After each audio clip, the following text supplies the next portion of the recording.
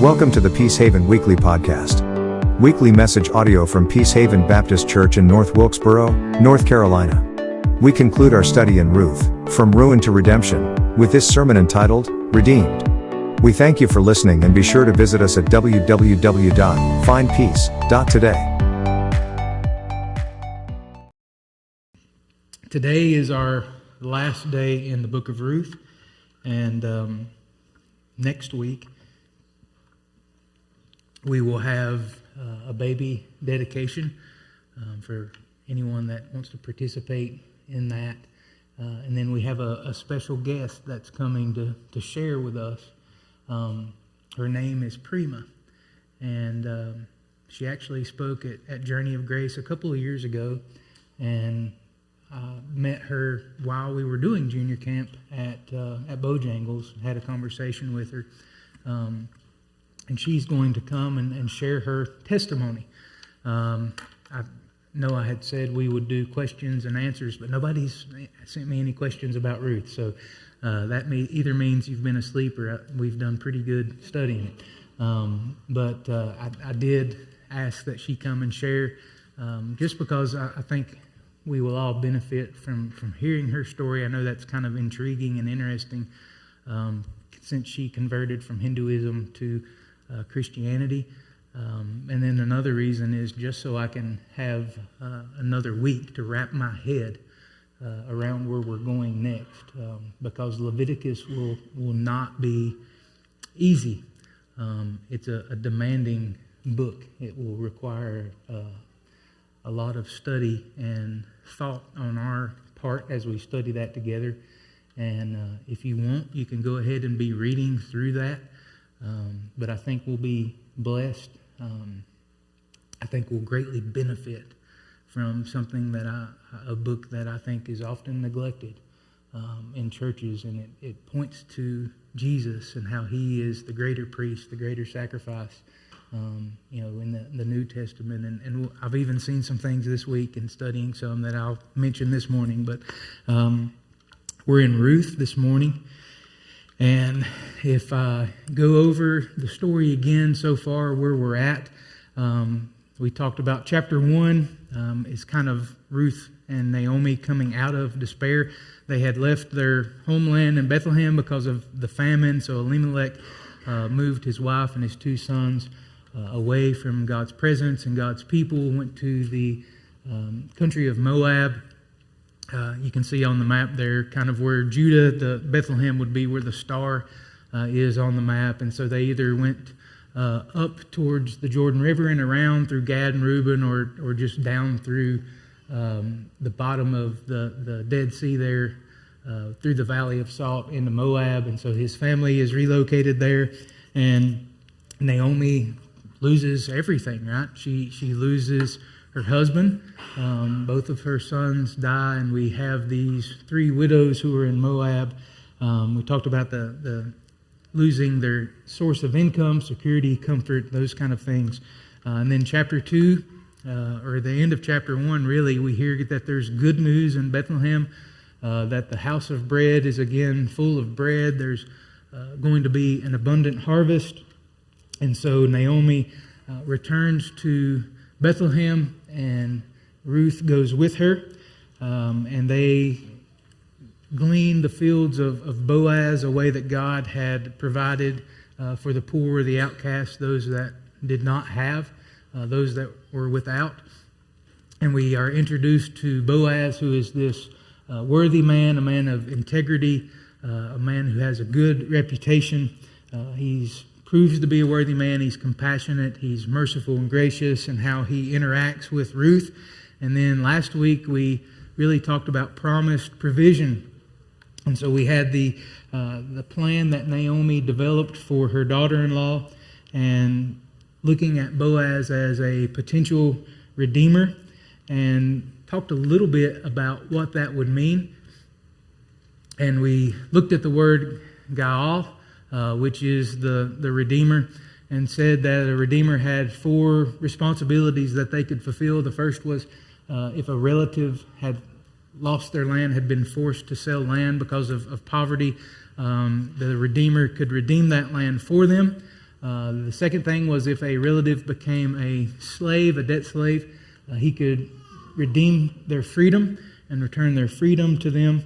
Then thirdly, if the husband were to die without an heir, the wife had not had any children, then the Redeemer could redeem his name, his lineage and legacy by marrying the widow, and having children that would be in honor and represent the husband that had died. And then finally, if a relative was murdered, the Redeemer could act as an avenger of blood. And so in all four instances, last week we said that the kinsman Redeemer did something for his relative that they were unable to do for themselves. And that's the big picture. That's the big thing that we need to keep in our mind. And so we looked at Naomi's plan of going to the threshing floor. It's been, the end of the harvest has come. Ruth has been in Boaz's field maybe 2 or 3 months, and Boaz did not make an advance toward her. And so Naomi tells Ruth to let Boaz know that she's available, that she's no longer mourning. She changes her clothes, anoints herself, and goes and lays down at Boaz's feet, lets him know that she's interested, that she's available, and Boaz was honored and again continues to live up to that worthy reputation that he has. And then we get a curveball.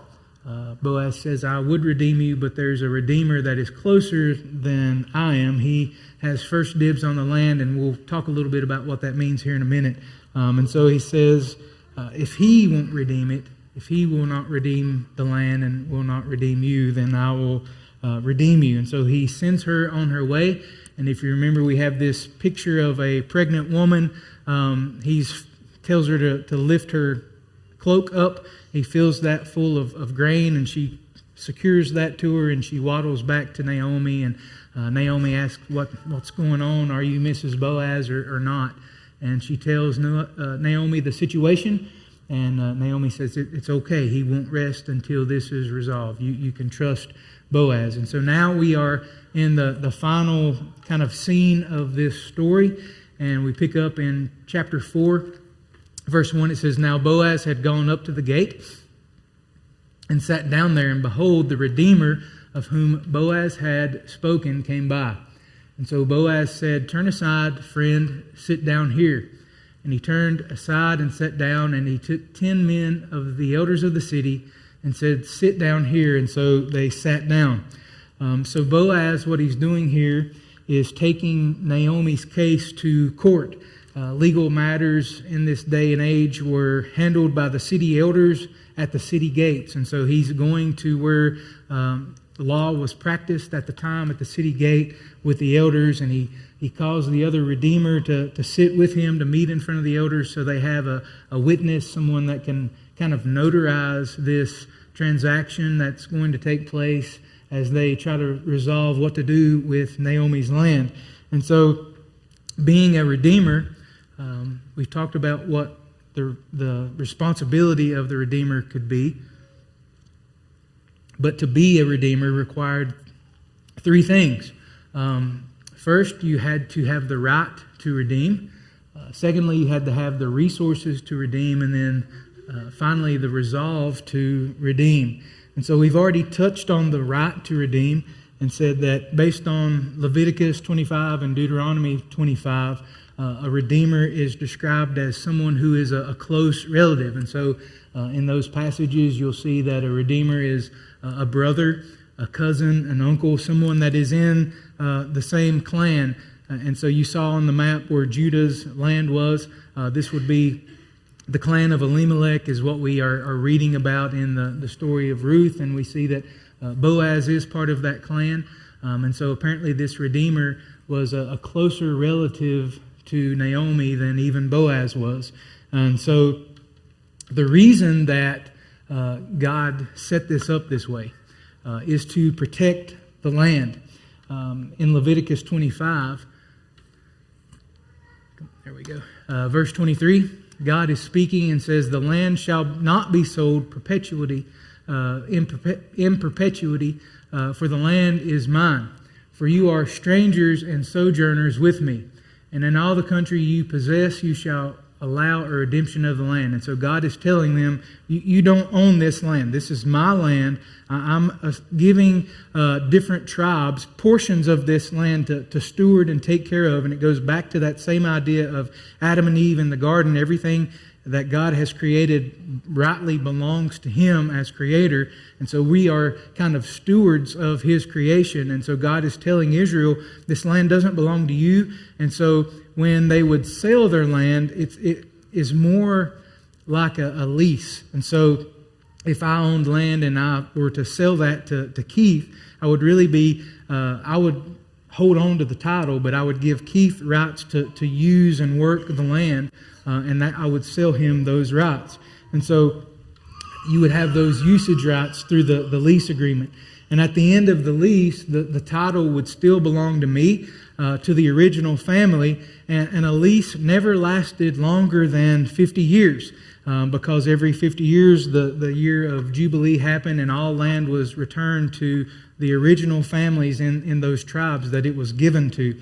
And so it gets a little bit more complicated in the case of a widow without children, and we'll talk about that.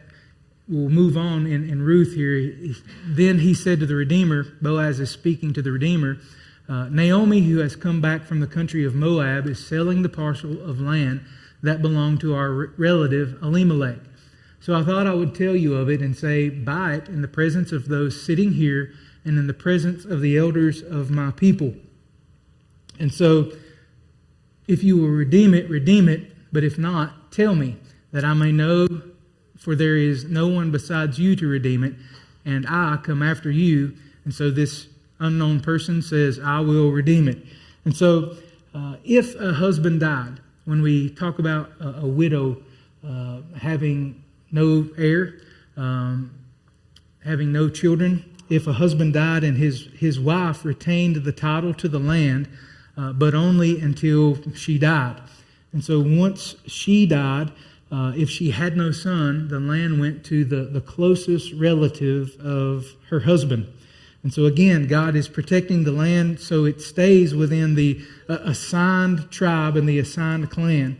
And so in this case, if Elimelech has leased out the land, Naomi has ownership of the land, but she doesn't have the usage rights, okay? And so that's why she can't earn any money on her own, because the land is being used by someone else, even though she has the title. And so the Redeemer could purchase the land before she died, if she chose to sell that. And then once she passed away, then that land would belong to him. He got first dibs of that, and then he could pass that on to his family.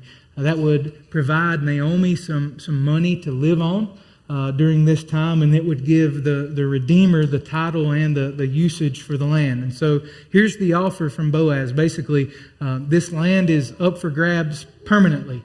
Naomi doesn't have any children, and so this land and the title for this land is going to be up for grabs.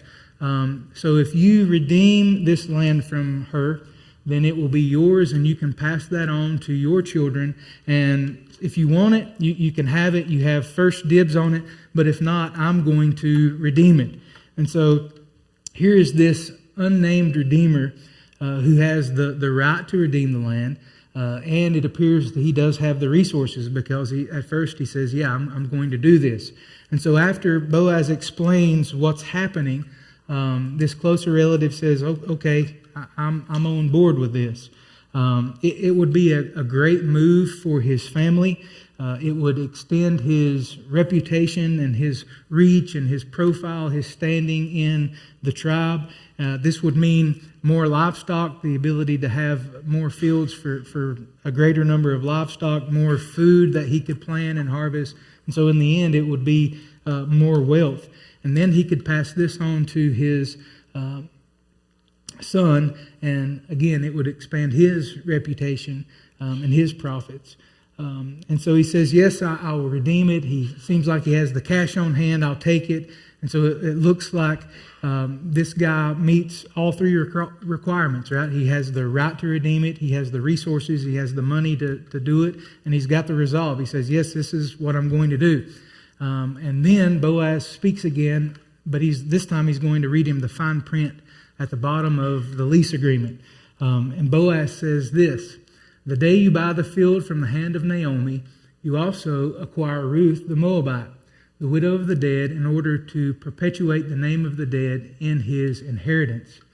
Then the Redeemer said, "I cannot redeem it for myself, lest I impair my own inheritance. Take my right of redemption yourself, for I cannot redeem it." So all of a sudden, this guy's resolve is kind of wavering, right? And so Boaz says, if you're the Redeemer, your obligation is not just to redeem the land, but you're also required to redeem Naomi's family through Ruth, her daughter-in-law. You're required to redeem Elimelech's name, his lineage. And so this is the signing bonus. When you sign this agreement, when you sign to get this title, you also get a bonus of Ruth being your wife, because she also has rights to the land as being part of that family, and it would be your responsibility to give her children, to carry on the name of Elimelech for generations, and they will inherit the land. And so this unnamed Redeemer now has second thoughts. He wasn't obligated. He didn't have to purchase the land. He could turn it down and have the offer moved to the next of kin. And so now he refuses because it's not in his family's best interest. And so what at first seemed like a really good deal now is going to be costly for him as he's thinking through what this would mean. It would mean, first of all, that he would have the expense of purchasing the land. He would have the expense of maintaining it, of planting, of harvesting, of having workers for that. And then in the long run, he really wouldn't end up with it. And so if Ruth has a son, that son will inherit this land. And so really he's got, this is not a good return on your investment, because you're going to put a lot of money into acquiring this, but then it's not going to be left to your children as part of their inheritance. And so this is what he is thinking through, and why he says this would cost me part of my own inheritance for my kids. And so I'm not going to do this. You go ahead and do that. And so Boaz does go through with this, and it says, "Now this was the custom in former times in Israel concerning redeeming and exchanging. To confirm a transaction, the one drew off his sandal and gave it to the other, and this was the manner of attesting in Israel. And so when the redeemed said to Boaz, 'Buy it for yourself,' he drew off his sandal. And then Boaz said to the elders and all the people, 'You are witnesses this day that I have bought from the hand of Naomi all that belonged to Elimelech and all that belonged to Chilion and to Mahlon. Also Ruth the Moabite, the widow of Mahlon, I have bought to be my wife, to perpetuate the name of the dead in his inheritance, that the name of the dead may not be cut off from among his brothers and from the gate of his native place. You are witnesses this day.'" And so Boaz here speaks for the last time. And we get a short kind of explanation of how the legal transaction went down with taking off your shoe and handing it to the other person. And that kind of represents yielding your rights to someone else, taking off your shoe. And so Ruth and Naomi here are finally redeemed, and Ruth becomes Mrs. Boaz, to perpetuate the name of the dead. And so that word means to give rise, to establish, to give enduring life to the name of Elimelech.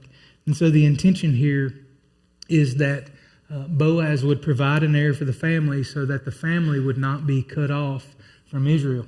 And so we see in this that the family that is facing being cut off is now given new life. And so the story moves on. Then all the people who were at the gate and the elders said, "We are witnesses. May the Lord make the woman who is coming into your house like Rachel and Leah, who together build up the house of Israel. May you act worthily in Ephrathah and be renowned in Bethlehem, and may your house be like the house of Perez, whom Tamar bore to Judah, because of the offspring that the Lord will give you by this young woman. And so the people, they bless this union between Boaz and Ruth, and they say, may she be like Rachel and Leah, who are the mothers of the 12 tribes of Israel. May she be like Tamar, the Canaanite woman that God used to keep the house of Judah alive. May your family and what offspring this union produces, may they be as significant as these other families that we read about in the Old Testament. And it would turn out that this family would be very significant. And this is how the book ends, is telling us the significance of this marriage and the child that was born. So Boaz took Ruth, and she became his wife. And he went into her, and the Lord gave her conception, and she bore a son. Then the women said to Naomi, blessed be the Lord, who has not left you this day without a redeemer, and may his name be renowned in Israel. He shall be to you a restorer of life and a nourisher of your old age, for your daughter-in-law who loves you, who is more to you than 7 sons, has given birth to him. And then Naomi took the child and laid him on her lap and became his nurse. And the women of the neighborhood gave him a name, saying, a son has been born to Naomi. And they named him Obed. He was the father of Jesse, the father of David. So just as God provided rain for the harvest, just as he arranged the meeting of Ruth and Boaz in their marriage, he gives them a son. And so God is still behind the scenes working in this story. The women celebrate with Naomi, and her story, it turns out, is this is just as much Naomi's story as it is Ruth's story. God has not left you with a redeemer, with someone who can restore you. And so they're not speaking here of Boaz, but they're speaking of what will be her grandchild, her grandson. May his name be renowned. May he restore your life. And they call him Obed, which means worshiper. And he does become significant. He is the grandfather of David. And so the story ends with a recap of David's lineage, again, bridging the gap between when we first started this. We talked about how Ruth bridges the gap between the time of judges and the time of kings in Israel. And so it ends with, now these are the generations of Perez. Perez fathered Hezron. Hezron fathered Ram. Ram fathered Aminadab. Aminadab fathered Nahshon. Nahshon fathered Salmon. Salmon fathered Boaz. Boaz fathered Obed. Obed fathered Jesse. And Jesse fathered David. And so Boaz's great-grandchild is going to be Israel's greatest king in the Old Testament. And later, that same lineage is going to produce an even greater king, a better king and redeemer.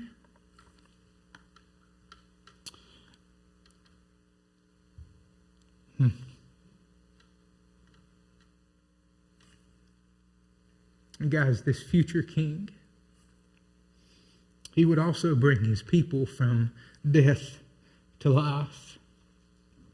He would bring them from curse to blessing, from bitterness to joy, from emptiness to fulfillment, from being cut off to having an eternal heritage.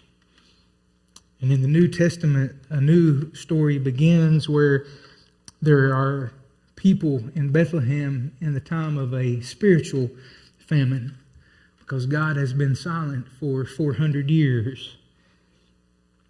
And finally, God again visits his people in Bethlehem. And this time he would not only provide a redeemer, God would be the redeemer.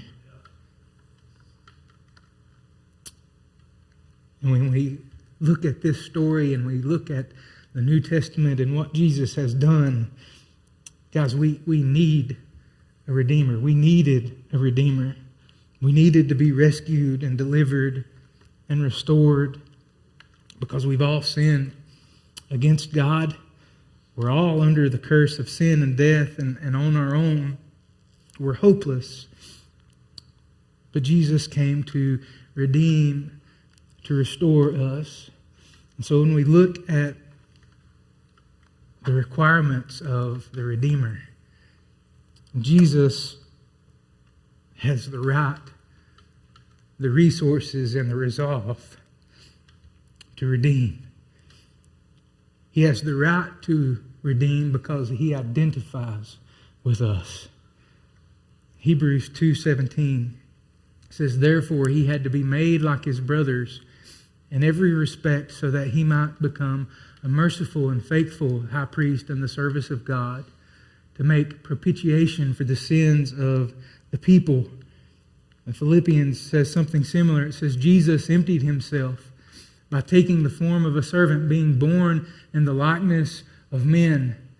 And being found in human form, he humbled himself by becoming obedient to the point of death, even death on the cross."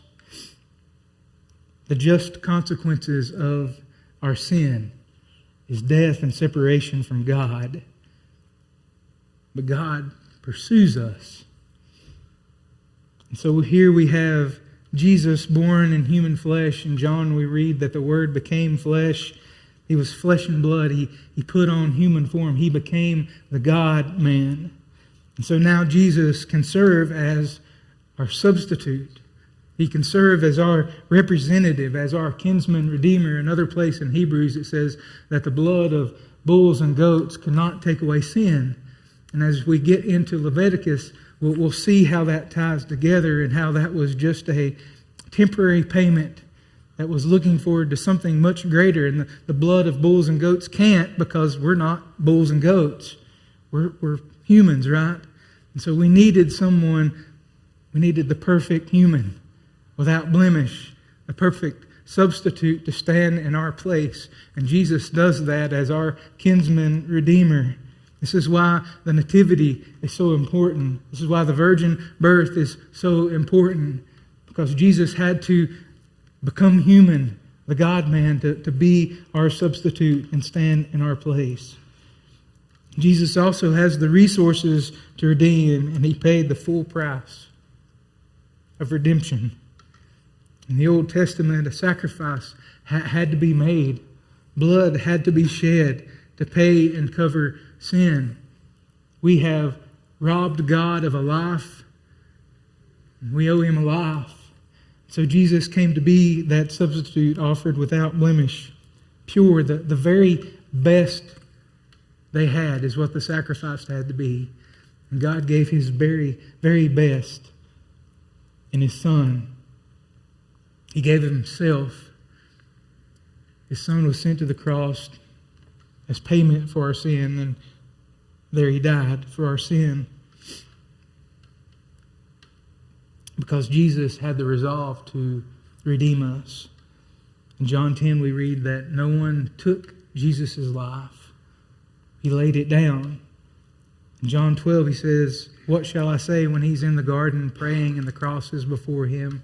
He says, "What shall I say? Father, save me from this hour? It's for this very reason that I came." Jesus had the resolve. He wasn't obligated to save us. He didn't have to.